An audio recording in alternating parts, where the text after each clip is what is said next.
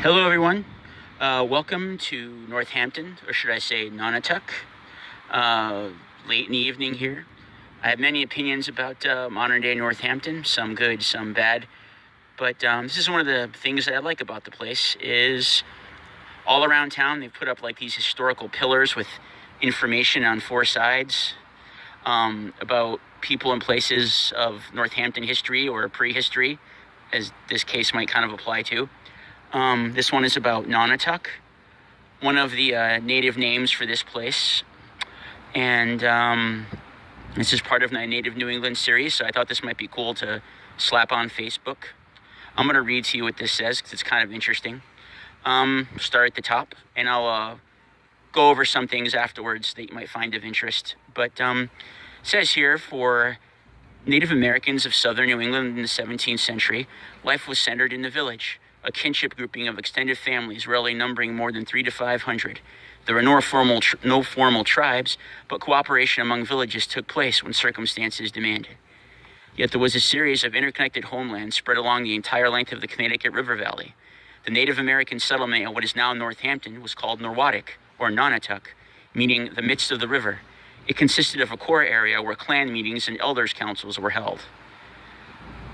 As Europeans increasingly controlled access to the viable hunting, fishing, and planting grounds, American Indians adapted as best they could, but it was an uneasy accommodation for all parties. In response to the growing permanent presence of colonists in the valley, Indians negotiated agreements reserving to themselves long-standing traditional rights. In this way, they tried to remain connected to meeting places spoken of in their traditions, to places where the bones of their ancestors were buried, to places where they could continue to fish and plant corn. Steady pressure from English settlements reduced the traditional homelands of Native Americans and destroyed the populations of game and fur-bearing animals.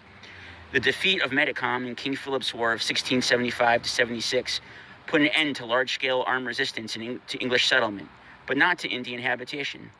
Though many Native people sought refuge elsewhere, some never left their homelands, choosing to make themselves less visible by moving beyond the fringes of colonial settlements.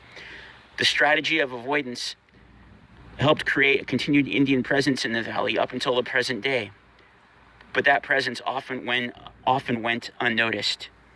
And this placard was put up by Historic Northampton. Here's information if you want to go on their website. And a few things here.